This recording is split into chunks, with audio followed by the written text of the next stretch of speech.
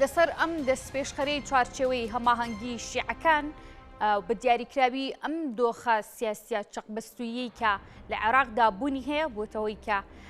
تەواوی پرۆسی سیاسی عێراق تووشی جۆرێک لە گرژی بێت. لە ئێستاشدا چوارچێوەی هەماهەنگی شیعەکان ئەم دەستپێشخەریەی خستۆتە ڕوو ڕایگەاندووە بۆ ئەوەی کە عێراق بە شێوەیەکی گشتی لەم چەقبەستویە دەربازی بێت. دیارە دەستپێشخەرێکی چوارچێوەی هەماهەنگی شیعەکان لە نۆ خاڵ پێکاتووە. یەکێک لە خاڵەکان باس لە ئەو کەسە سەد بەخۆیانە دەکات کە لە نێو پەرلەمانی عێراقدا هەن کە ڕۆڵێکی بەرچاو دەبینن بۆ یەکلاییکردنەوەی ئەم دۆخە و هەروەها باسی لە دانوستاندنی بێمەرج کردو بۆ گفتوگۆکردن لەسەر کۆی پرۆسی سیاسی عێراق و لە نێو هەرێمی کوردستانیشدا داوای کردووە کە پێویستە هەماهەنگی جددی هەبێت لە نێو حیزبە کوردیەکان لەسەر پرسی سەر و کۆمار ڕێککەون و بۆ ئەوەی عێراق چیتر بەم شێوەیە نەبێنێتەوە. من لەسەر کۆی پرۆسی سیاسی عێراق و هەروە ئەم دەستپێشخەریەی چوارچێوەی هەماهەنگی شیعەکان لەم دۆخەی ئێستادا و گرنگیەکەی میوانێکم دەبێت گفتوگوی زیاتر لەگەڵ ئەودا دەکەم. میوانەکەیشم بەڕێز دکتۆر ئەمین بەکرا کە بەڕێزیان ئەندامی خولی پێشووتری ئەنجومەنی نوێنەرانی عێراقن و ڕاستەوخۆ لەگەڵ مندا گفتوگوی ئەم بابەتە دەکەین. دکتۆر سپاس بۆ ئامادەبوونت. دەبێت بزانم ئێوە تێڕوانینتان بە شێوەیەکی گشتی لەسەر ئەم دۆخەی ئێستا دۆخی سیاسی عێراق چێ دواتر لەسەر پێشنیازەکەی چوارچێوەی هەماهەنگی شیعەکانیش گفتوگۆ دەکەین. سڵاوتان لێبێت ئەم کاتۆم کاتێکتان باش. لە ڕاستیدا دۆخی عێراق گەیشتە قۆنەقێک کە پێی دەوترێت چەقبەسووی سیاسی یاخود داخرانی سیاسی کە بە ئاسانی کلەکانی ینی نادۆزرێتەوە. بە تایبەتی دوای بڕیارەکەی دادگای باڵای فدرالی بەوەی کە تێپەڕکردنی یاخود دەنگدان لەسەر سەرۆکۆمار پێویستی بە ئامادەبوونی دوو لەسەر سێی ئەندامانی ئەنجومەنی نوێنەرانی عێراقی هەیە کە هەمیشە ئەم ڕێژەیە حتا بۆ ئەم دەورەیەش نەبێت بە دەورەکانی دیکەش قابلی ئەوەیە کە ڕێگر بێت بۆەوەی کە جەلسە یاخود دانیشتی تایبەت بە هەڵبژاردننی سەرۆکۆمار بکرێ ئیلا ئەگەر ئالەتیشی دیکە بۆ ئەم بابەتی ئامادەبوون نەدۆزرێتەوە. بەو مانایە لێرەوە کە چەقبەسووی سیاسیەکە ینی وەکو مبڕێری قانونی پەیوەندیدارە بە بابەتی سەرۆکۆمار و هەڵبژاردننی سەرۆکۆمارەوە، بەڵام لە بنەمادا پەیوەندی بە ڕێکەوتنی نێوان هەردوو لایەنی شیعەوە هەیە بە تایبەتی سەدرەکان لەگەڵ ئیتاری تەنسیقی. ئەوەی کە ئەمڕۆ پێشنیار کراوە کە ئیتاری تەنسیقی پێشنیاری کردووە، تەمان ئەمەش بزانین کە عێراق لە دۆخێکی زۆر ناخۆشدایە بەهۆی ئەم داخرانە سیاسیەوە. هۆکارەکەش یەکەوە قەتیزبوونی سیاسی داخرانی سیاسی چی ناوەێن دەتوانین ناوی بنین. هۆکار بە دەرەجە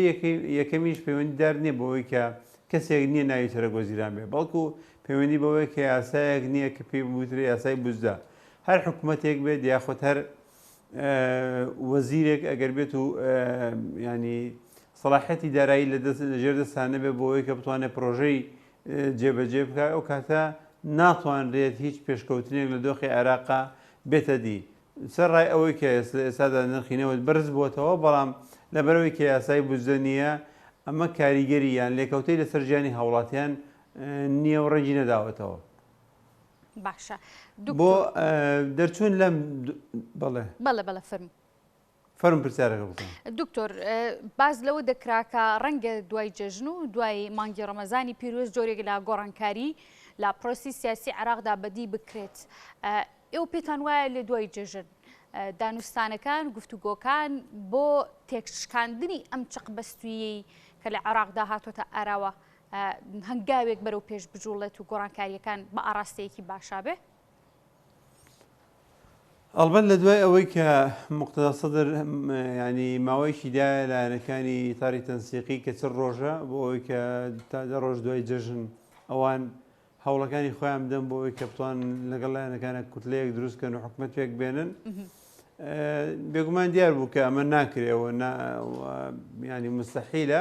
بەڵام ینی هەر وەکو پاسێک یانەوەکو مبەڕێرێک دای بە لایەنەکانی دیکە ئەوانی تر تا ئەم دەقێتن کۆبنەوەیشیان کردووەتە ئیتاری تەنسیقیەوە لەگەڵ لایەنەکانی دیکەشە گفتوگۆیان کردووەواتە لەگەڵ پێکاتەکانی تردا لە پارتی لە کووردا و چونکە یەکێتی پێشتر اتفاقی هەیە لەگەڵ ئیتاری تەنسیقی و بێلایەنەکان و سونەش لەگەڵ سونەشە قسە کراوە. بێزگە لەمە هەوڵێکی ئیقلیمیش هەیە بۆ فشارخستنە سەر لایەنەکانی سونە و کورد پارتی ینی بە شێوەیەکی گشتی بۆ ئەوەی کە بتوان نەرمی زیاتر بنێن و سازشکەن تاوەکو ئەوەی کە حکوومەتی ئەمجارش حکوومەتیی تاوافقی بێت وەکو جارەکانی پێشتر بێگومان لە ڕێگەی یاساییەکەیەوە حکوومەتە بەبێ حکوومەتی تاوافقی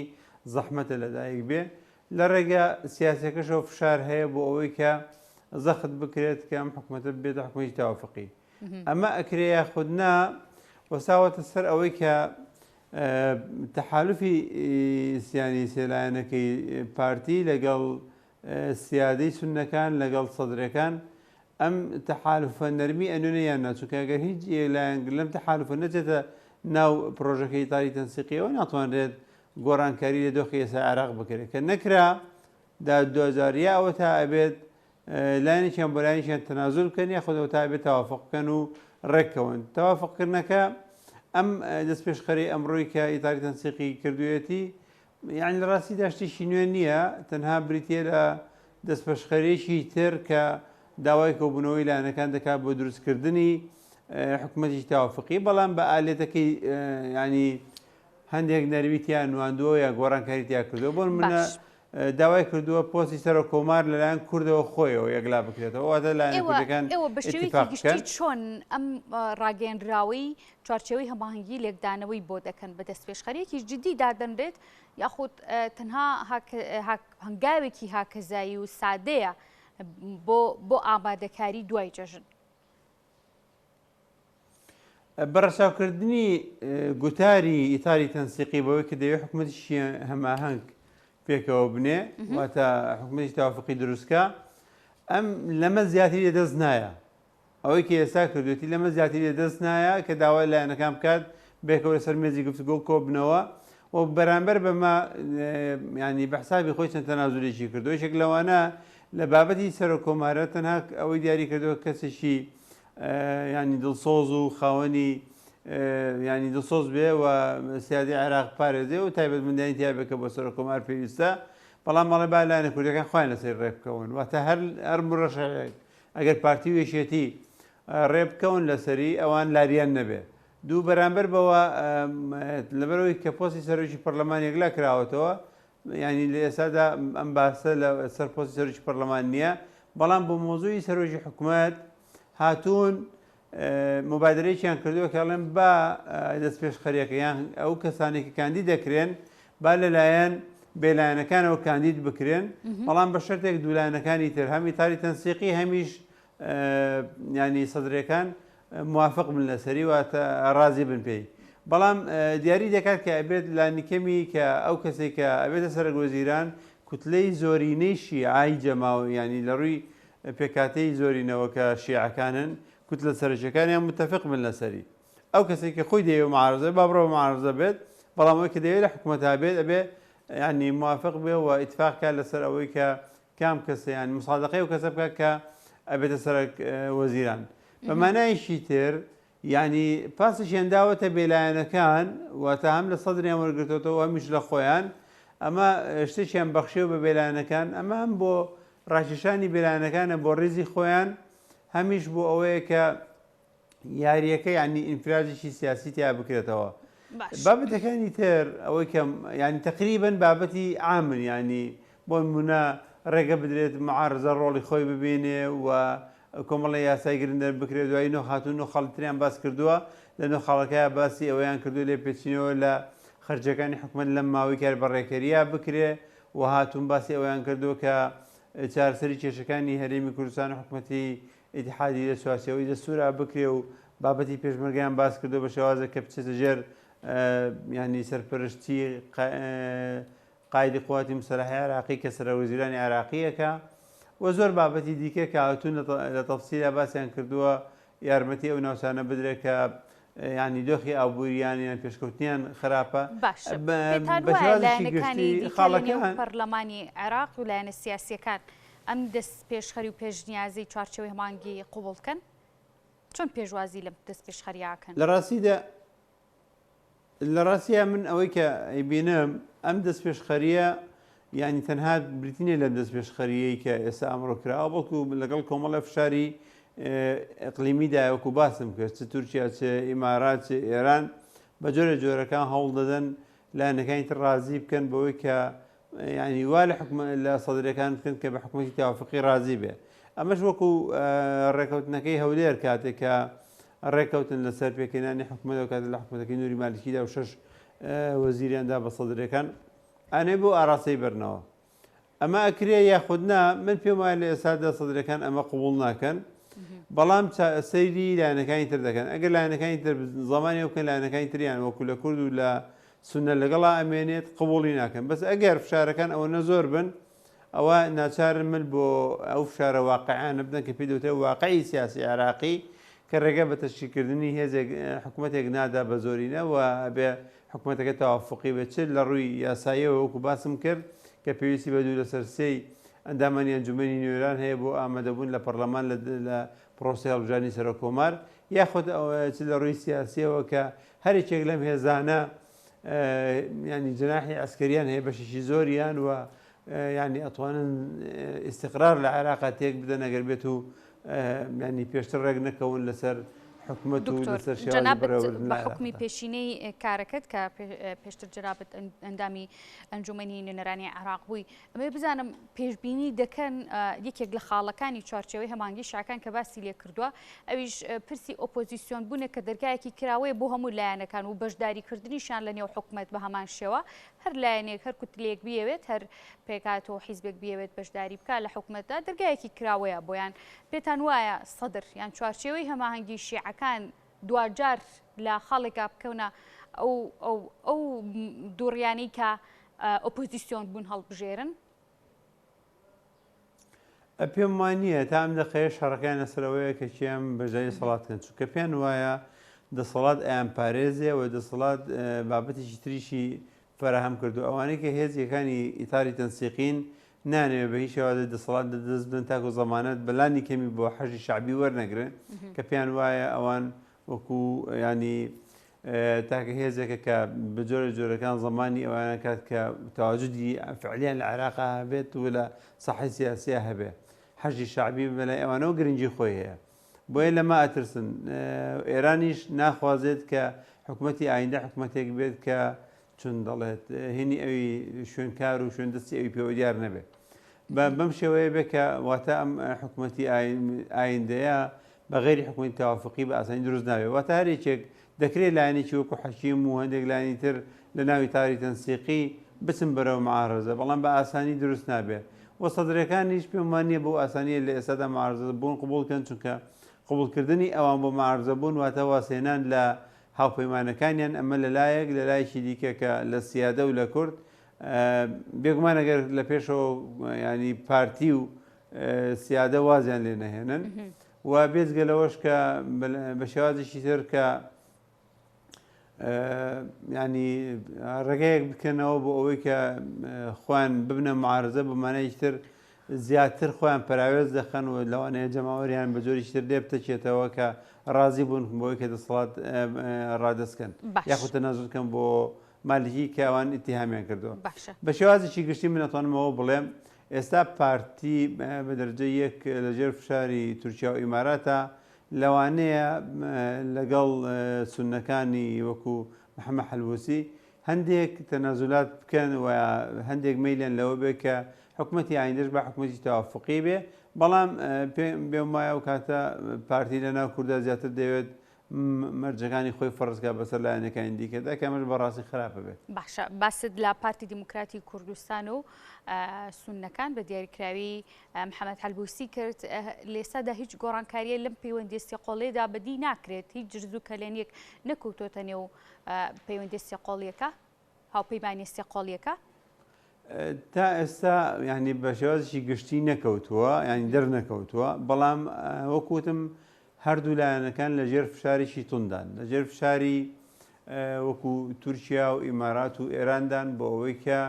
هەندێک تەنازولاتکن بۆ ئەوەی حکوومەتی ئایندە حکوومەتی تەوافقی بێت تاکو ناچار بە ئەوە نەبێ عێراق دۆخی بە لوبنان بگە و بەڕاستی ڕێگەڕاستەکەوەی حکوومەتی عێراقی حکوومەتی تەوافقی بێ بۆ کوردوا قازانجە بەعام و بۆ عێراقیش ئەمە تاکە چارەسەرە، چونکە گەروانە بێت عێراق لەوانەیە بژاردەی دووەمیەوە بێ کە ئیستیقرار و ئاسایش لە عێراقا هەڵگیرەوە، ئەو کاتە هەرچیەک داهاتی عێراق بە سوودی لێ نەبیندرێ. باشە، باسی ئیماراتت کرد چەند جارێک لە یادم نەچێ ئەمێ بزانم بەرژەوەندی وڵاتانی کەنداو بە تایبەتی سعودی و ئیمارات لە پرۆسی سیاسی عێراقدا چییە؟ ئیمارات وەکو نوێنەراتی بەشێک لە وڵاتانی کەنداو دەکات لەم بابەتەیە، ینی هەژمون و یان کاریگەریە بەسەر سنەوە و بەسەر پارتیشەوە بینین، ینی سەردانەکانی بەرپرسانی پارتی بۆ ئیمارات ینی زۆرە و ئەمەش بۆ خۆی گزارش دەکات لەوەی کە جۆرێک لە پەیوەندی باشیان هەیە و پەیوەندیش حتمما لەسەر بنەمایەکی لەسەر بنەمایەک دانراوە. ئیترە و بنەمایە چییە؟ بەرژەوەندی هاوبەشە، دەعمە، پشتگیری مالیە، هەرچیەکە گرنگەوەی ئەم هینانە بەچاوە بینرێن، وایە بۆیە ئەوانی لەو نفوزە بەکاردێنن بۆ زەختکردن لەسەر لایەنەکان. ئەڵبەت بەرامبەر بەو کرانەوەیەگە بێمە ئەوە بزانین کە ینی لە ناوچەکەدا ئێران و ئیمارات و ینی دەوڵەتانی کەندا و کێشێکی قوڵیان هەیە، و ئێستا لە بینی ئێران و وڵاتانی کەنداودا کرانەوەیەک هەیە و جۆرێک لە ینی تەنانەت بازرگانیش دەستی پێکردووە لە نێوانیاندا. ئەمە ئەوان ئەیانەوێت بۆ نمونە لێرە ینی مەلەفی عێراقی بۆ بەرژەوەندی خۆیان یەک و مساومەیەک بۆ لێگەیشتنیی خۆیان یەکلا بکەنەوە. ئاساییە بۆیان ئەگەر فشارکەنە سەر لایەنە سونەکان بان کێشیان کەم بڵێن ئەبێ ئەوا بکەن، فشار بکەنە سەر پارتی بڵێن ئەبێ ئەوا بکەن بۆ ئەوەی کە ئێران ڕازی بێت. بە پێچوانەکەشەوە ڕوئەدا، بەڵام لە ئێستادا دۆخەوە خوێنرێتەوە کە زیاتر ئیمارات و تورکیا حەزکەن کە لایەنەکانی کە نزیک لەوان بوون تورکیا پارتی دموکراتی کوردستان زۆر گۆڕادێری تورکیایە، لەوانەیە ینی فشاری لێ بکات، ئامادەی بکات کە بۆەوەی کە تەنازل کات حکومەتی تەوافقی لەگەڵ هینا دروست بکە لەگەڵ ئیتاری تەنسیقیە، بە هەمان شێوە سونەکانیش هەم تورکیا و هەم ئیمارات کاریگەریان هەیە لەسەریان. باش دکتۆر، وان نزیک دەبینەوە لە 6 مانگ و چەند ڕۆژێکیش تەسەورەکەم حەسەب ئەوەی کە لە دەیدەی 2020 شەقامی عێراقی دەنگیدا بۆ پێکهێنانی حکوومەتی نوێی عێراق و تا ئێستا پێک نەهێنراوە. وەکو دوا پرسیار چاوەڕێی چی دەکرێت لەم حکوومەتە؟ پێک دەهێنرێت یاخود نەخێر ئەم حکوومەتە بەم شێوە کاربڕێکەری و بەم هەموو تەشەنوج و گەرجیەوە بەردەوام دەبێت، یان دووبارە کە بابەت و ئۆپشنێکی دیکەش هەیە لە نێو پرۆسە سیاسیەکان کە باسی لێوە دەکرێت ئەویش دووبارە دەنگدانەوە و هەڵبژاردنەوەی پرسی سێسەرۆکایەتەکەیە لە شەقامی عێراقدا. چاوەڕێی چی دەکرێت لە کۆی ئەم هەموو گرژی و لێکدانەوە سیاسی کە بۆ پرۆسی سیاسی عێراق دەکرێت؟ لە ڕاستیدا گوتم لە ئێستادا مەحەڵی ئێستای عێراق تا ئێستا ینی چۆن داخرانێکی سیاسی هەیە، ئەو کرانەوەی ئەم مەلەفە پەیوەستە بە ئیسیجابە یاخود نەرمیناندنی سەرکردایەتی بەشێک لەم هێزە سیاسیانەی ئەوانەی کە کورسی زۆریان هەیە لە پەرلەمانە، هەر لە سەدرەکان و لە سیادە و لە پارتی لەلایەک و ئیتاری تەنسیقی لەلایەکی ترەوە، و ئەو هێزانەی کە لەگەڵیان لەگەڵ ئیتاری تەنسیقی بە یەکێتی نیشتیمانیشەوە. ئەمە ئەگەر ئەمان ئامادە نەبن حکومەتی تەوافقی دروستکەن دوو ئۆپشن هەیە. یەکەم ئۆپشن ئەوەیە حکومەتی تەوافقی دروست بکرێ، ئەوە پێشتری هەردەمێکەوتومانە. ئۆپشنی دووەم ئەوەیە کە ئەم دۆخە بەم ئاوا درێژەی هەبێ، ئەم دۆخی قەیرانە، بەڵام بە شێوازێک ئیدارە بدرێ. بۆ نمونە حکوومەتەکەی ئەم حکومەتی کای بەڕێکەرە بێ بە جۆرەکان هەوڵدن شەرعەتێکی بەدا تاشن، دەسەڵاتی بەنێ هەندێک خەرجی دارایی هەبێت. ئەو یاسای ینی چۆن یارمەتی داراییە، ئەو هەندانی دارایی کە ئێستا لە پەرلەمانە ئەو یاسایە دەنگی سەر بدرێت و بکرێتە ینی جێگرەوەی یاسای بوزدە بۆ ئەوەی هەندێک سەڵات بە حکوومەت بە کە خەرجی بکات. ئەمە دوو هەندێک دەتوانن لە ناوم حکوومەتە کاربڕێکەیە ڕێکەرەیە هەندێک لە وەزیرەکان بگۆڕن بۆ شێوەی کە خواستی خۆیان دەیانەوێ ئەو لایەنانەی کە زۆرینیان هەیە لە پەرلەمان بتوان هەندێک وەزیر بگۆڕن یان لە ڕێگەی وەشی وەزیرەوە ئیشەکانیان بکەن. بە هەر شێوازێک بکاتە ئەتوانن ئەم حکوومەتە درێژە پێ بدەن بەم سەرکردایەتی، ینی سەرکۆماری ئێستا سەرۆکوەزیرانی ئێستا. ئەمە یەکێکە لە ڕێگاکان. ئەگەر ئەمەشیان نەکرد ڕێگەی سێم بێگومان ینی دوای حکوومەتی تەوافقی دوای ڕازی بوون بە ئەم ئەگەر ئەوەی حکومەتی تەوافقی نەبوو ڕازی بن بەم ئەمریکی ئێستا هەیە بە شێوازێک هەندێک سەلاحیەت و سەڵاتیان زیادکردن و هەندێک گۆڕانکاری کەمیانتیا دروستکەن ئەگەر ئەم دوو خەڵە نەکرا ئەو کاتە بێ بڕۆین بەرەو هەڵبژاردنەوەی پێشوەختە و هەڵوەشانەوەی پەرلەمان. دکتۆر ئەمین بەکرد بەڕێزیان ئەندامی خولی پێشووتر لە ئەنجومەنی نەرانی عراق سپاس بۆەوەی ڕاستەوخۆ میوانی ئەم تەوەری بەرنامەکەی من بووی ماندوو نەبی.